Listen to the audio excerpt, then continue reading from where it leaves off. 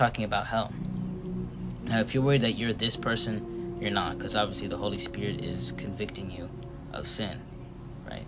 And faith without works is dead, according to James 2:26, meaning a dead faith is not a saving faith. This is very clear, though people debate this. You can't have faith and then, like, they can't be a faith without works and then a faith with works. Like, they're equal. Like, they're not both saving faith. Okay? Abraham's faith was counted to him as righteousness, but this is a whole different matter. I'm talking about bearing your gifts. Do not bury the gifts that the Lord has given you. Be a good steward of your gifts, a good steward. You turn to 1 Corinthians 12, which talks about gifts. Talking about the church. See? For in fact, the body is not one member, but many.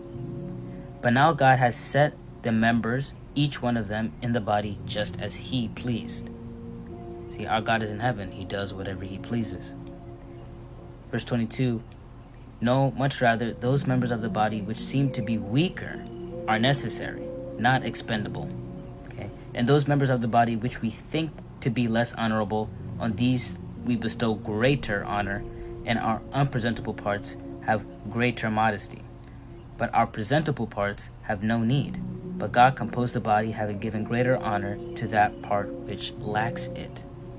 Okay, so that applies to our physical bodies, but also the body of the church, the people that greet, people on the tech team, like what I am, the people that set up the stage, people that sweep the floors.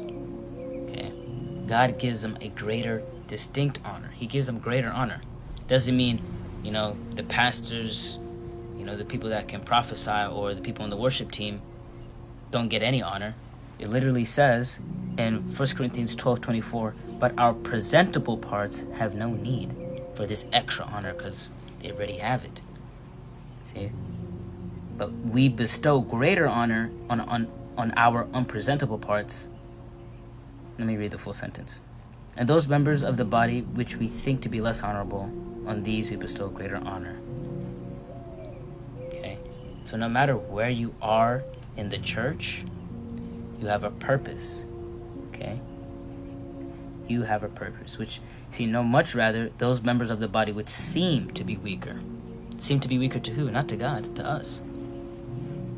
It's to us. Okay? And if we were all one member, where would the body be? But now indeed there are many members, yet one body. We are all one.